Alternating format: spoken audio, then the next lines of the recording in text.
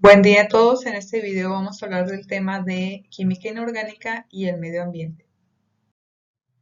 Los diferentes temas que vamos a tratar son destrucción en la capa de ozono, lluvia ácida, CO2 y el efecto invernadero y convertidores catalíticos. Vamos a empezar con el tema de la destrucción en la capa de ozono y para eso vamos a explicar que normalmente en la atmósfera hay una formación o una producción constante de esta molécula. Normalmente las moléculas de oxígeno que son muy abundantes en la atmósfera, al estar expuestas a la radiación ultravioleta, se pueden disociar en átomos libres de oxígeno. Entonces, estos átomos son muy reactivos y a su vez van a poder reaccionar con otras moléculas diatómicas de oxígeno, como lo observamos aquí, para dar como resultado de esta reacción moléculas de ozono. Esta letra M que observamos aquí representa alguna especie molecular inerte, que puede ser nitrógeno molecular, la cual va a absorber parte de la energía que se genera esta reacción para que esta molécula no sea tan inestable y no se descomponga de manera espontánea. Entonces, este ozono que se forma, a su vez, puede absorber radiación ultravioleta que proviene del sol y al absorber esta radiación ocurre una descomposición y vamos a observar que se forman átomos libres de oxígeno y moléculas de oxígeno también. Entonces, estos productos de la reacción pueden participar en la formación nuevamente de otras moléculas de ozono. Quiere decir que en la atmósfera se está formando de manera constante y se está destruyendo de manera constante. Y se sabe que aunque la concentración de ozono en la estratosfera es muy baja, esta cantidad es suficiente para protegernos de las radiaciones dañinas que provienen del Sol, ya que las moléculas de oxígeno diatómicas no tienen la capacidad de protegernos de la radiación más dañina. Entonces, la importancia de conocer este proceso es que desde hace 50 años se empezó a observar que la cantidad de ozono en la atmósfera empezó a disminuir o empezó a variar en su concentración y esta variación en la concentración la asociaron principalmente a los investigadores al uso de unos compuestos que se les conoce como clorofluorocarbonos o freones. Este tipo de compuestos se utilizan en la elaboración de productos desechables como vasos, platos, en el uso de aerosoles y en sistemas refrigerantes. La ventaja de este tipo de compuestos es que son muy poco reactivos, no son combustibles y son muy fáciles de licuar, lo que permite utilizarlos en los sistemas refrigerantes. Sin embargo, estas mismas características de ser poco reactivos son los que ocasionaron que estos compuestos empezaran a degradar las moléculas del ozono, ya que permanecen por mucho tiempo en la atmósfera. Los grupos de investigadores que prepararon esto vienen trabajando desde los años de 1970 y dentro de este grupo se encuentra un mexicano que es el investigador Mario Molina, el cual ganó el premio Nobel gracias a estos trabajos de investigación. Entonces, ¿cómo funcionan o cómo reaccionan los clorofluorocarbonos para destruir las moléculas de ozono? Sabemos que la radiación que proviene del Sol puede ocasionar que ocurra el fenómeno de fotodisociación.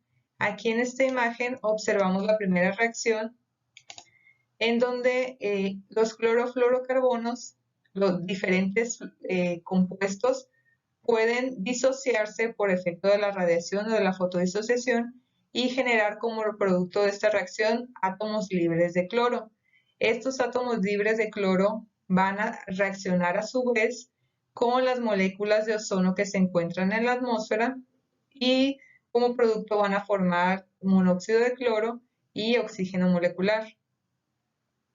Este monóxido de cloro va a continuar reaccionando con el oxígeno que se encuentra en la atmósfera, pero principalmente con el oxígeno atómico, y generaría como producto de esta reacción cloro como átomo individual y oxígeno como molécula diatómica.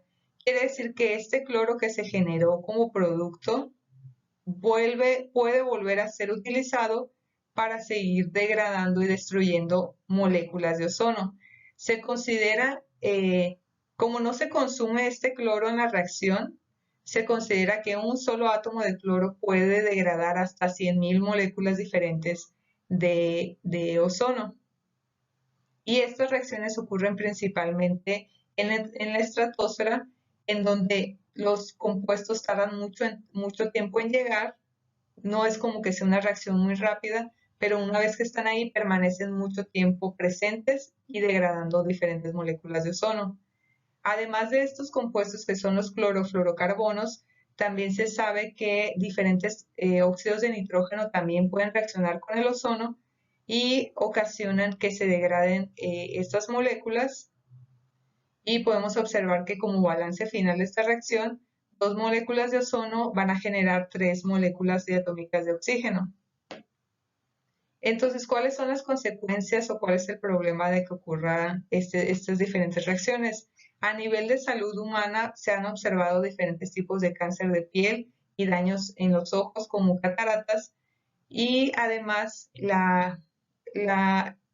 estas reacciones que acabamos de explicar también incrementan o tienen cierto incremento en la temperatura de la atmósfera, lo cual puede impactar en el cambio climático, y esto afectaría directamente actividades productoras como la agricultura, lo cual afectaría la obtención de alimentos.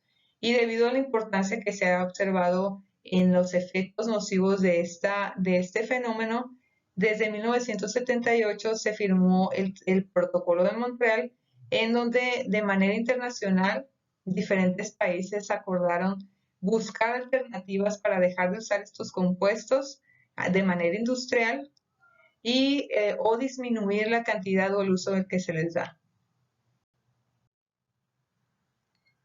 En el caso de la lluvia ácida, vamos a empezar considerando que de manera normal en la atmósfera sí hay cantidades pequeñas de azufre. Sin embargo, debido a las actividades industriales y al uso de combustibles fósiles como el carbón mineral y el petróleo, se ha observado un incremento en los compuestos de azufre en la atmósfera, en particular un incremento en el dióxido de azufre. Este dióxido de azufre, al estar en la atmósfera, puede reaccionar con el oxígeno atmosférico y formar trióxido de azufre, oxidando aún más a este átomo. Este trióxido de azufre, al estar en contacto con agua, va a formar el ácido sulfúrico. Quiere decir que este ácido sulfúrico es el que va a ocasionar que el agua pluvial disminuya su pH. Es al principal al que se asocia este fenómeno. Sin embargo, aparte del ácido sulfúrico, también se observa que algunos óxidos de nitrógeno, como el dióxido de nitrógeno, también pueden reaccionar con agua para formar ácido nítrico, lo cual también impacta en el pH que tiene la lluvia. Normalmente la lluvia tiene un pH entre 5.6 y la lluvia ácida tiene un pH de 4. ¿Esto cómo afecta al ecosistema? Una vez que la lluvia ácida está en contacto con lagos, con ríos o con los suelos, ocasiona que haya una disminución en las poblaciones de los peces, puede matar vertebrados, organismos vertebrados, invertebrados como insectos, o también puede matar microorganismos que no sean resistentes a estos niveles de pH, impactando ecosistemas completos. También afecta la disponibilidad de metales en los suelos, y de manera en las ciudades se observa el efecto de la lluvia ácida en diferentes construcciones, ya que el ácido presente en las precipitaciones fluviales también reacciona con diferentes metales y carbonatos que se utilizan en la construcción, y normalmente se observa, o algo muy curioso en este fenómeno, es que no nada más se afecta a la ciudad en donde se generan este tipo de contaminación en el aire, sino que como estos ácidos permanecen, o estos compuestos de azufre y de nitrógeno permanecen en el aire, pueden viajar grandes distancias gracias a las diferentes corrientes de aire, y terminan afectando a una región que queda muy lejos del lugar en donde se originaron inicialmente, o muy lejos de una ciudad industrial o de una ciudad con mucha actividad industrial. Ahora vamos a hablar del CO2 y del efecto invernadero. Ya habíamos visto previamente que en la atmósfera de manera natural o en la atmósfera actual hay una cierta concentración de CO2. Este CO2 tiene un efecto benéfico ya que permite tener un balance térmico en el planeta. Pero ¿cómo se logra este balance térmico o cómo logra hacer esto la molécula del CO2? En el caso del CO2, podemos observar que es una molécula lineal y es una molécula no polar. Y esta molécula tiene la capacidad de vibrar para poder absorber cierta radiación y normalmente absorbe radiación porque la luz que proviene del Sol, al impactar en la Tierra, regresaría también en forma de calor al espacio o al exterior de la Tierra, del planeta. Pero parte de esa energía que se va a regresar al exterior o que se va a eliminar es atrapada por moléculas de CO2 y es lo que permite mantener ese balance térmico, esa temperatura estable en todo el planeta. Además del CO2, el agua también participa como en este control de temperatura, porque también tiene la capacidad de atrapar calor y después mantenerlo en la tierra. Pero, ¿cuál es el problema? En concentraciones normales, esa característica que tiene el CO2 es algo muy favorable porque es lo que ha permitido que se desarrollen diferentes ecosistemas como los conocemos actualmente. Sin embargo, el incremento que se ha observado, como lo vemos aquí en la tablita, el incremento que se ha observado en la concentración de CO2 debido a las diferentes actividades industriales y a la actividad humana, ha ocasionado que la cantidad de calor que se mantenga en la Tierra sea mayor a lo que teníamos considerado como apropiado. Quiere decir que a mayor concentración de moléculas de CO2 se queda atrapado más calor en la Tierra y eso ocasiona que a nivel global se incremente la temperatura, que se ha registrado que hasta ahora ha habido un incremento entre 0.3 y 0.6 grados, que podría considerarse poco, pero que a nivel global sí tiene un efecto importante. Y se espera que por el ritmo que tienen las actividades humanas, este incremento continúe y que en este siglo hay un incremento aproximadamente de 3 grados a nivel global, lo cual podría destruir ecosistemas completos, afectar la vida y el derretimiento de los polos. Además del CO2, otros contaminantes que también tienen un efecto en la temperatura global son los clorofluorocarbonos, el metano y los diferentes óxidos de nitrógeno. La palabra efecto invernadero se refiere que como un cristal o como un techo de cristal de manera similar a eso, el CO2 deja que entre la luz como si fuera un techo de cristal, deja que pase la luz, pero ya no deja que se salga el calor, sino que lo mantiene debajo de ese techo de cristal. Y normalmente los invernaderos permiten tener temperaturas templadas en lugares en donde hace mucho frío, lo cual es algo benéfico. Aquí lo que estamos mencionando es que a concentraciones elevadas de CO2, la cantidad de calor ya no es sostenible o ya no es apropiada para el desarrollo de la vida. Entonces, se propone o qué es lo que se puede hacer para evitar este fenómeno. Lo que se propone es que se busquen alternativas de diferentes combustibles que no sean combustibles fósiles, que se busquen maneras de obtener energías renovables, energías limpias y que se mejore la eficiencia de los combustibles que ya se conocen actualmente, que ya se utilizan actualmente. En el caso de los convertidores catalíticos, cuando se utiliza un automóvil, en el motor ocurre una combustión de los diferentes hidrocarburos presentes en la gasolina. Entonces, esta combustión genera diferentes compuestos tóxicos, como son algunos hidrocarburos que no se utilizaron, monóxido y diferentes óxidos de nitrógeno. Entonces, a pesar de que se han desarrollado y se han mejorado los motores de los automóviles actuales, no se ha logrado que dejen de generar este tipo de residuos o este tipo de contaminantes que se le conoce como smog fotoquímico. Entonces, para solucionar este problema, en el escape de los carros se agrega un componente que se le conoce como convertidor catalítico.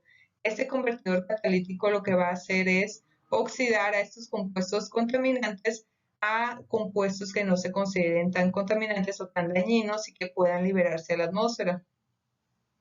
Quiere decir que las dos funciones principales que tienen los convertidores catalíticos son oxidar los compuestos que tienen carbono, como los hidrocarburos y el monóxido de carbono, y estos los van a oxidar a CO2, y los óxidos de nitrógeno los va a oxidar a nitrógeno molecular.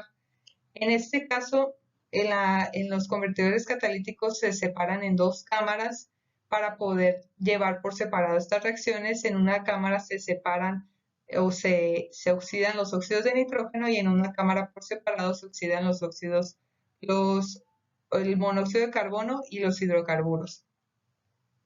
Y lo que ocurre aquí es que se utilizan algunos metales de transición como el paladio, el platino y el rodio, los cuales están recubriendo una superficie para incrementar el área en el cual van a tener contacto los contaminantes con estos metales para poder oxidarlos y poder generar estos gases finales como el nitrógeno molecular, dióxido de carbono y agua, y poder desecharlos. Normalmente la eficiencia de estos convertidores catalíticos es muy alta, además considerando que trabajan en tiempos muy cortos, y se observa una eficiencia del 76% en el caso de la reducción de los óxidos de nitrógeno, y en el caso de la oxidación de carbono se observa una eficiencia del 96%. La desventaja que se observa en este tipo de equipos es que, a pesar de que su funcionalidad es muy alta y es muy importante la conversión que realizan, el costo de estos metales de transición como el paladio, el platino y el rodio es muy elevado, incluso es más elevado que el oro, lo cual incrementa el costo del auto en general.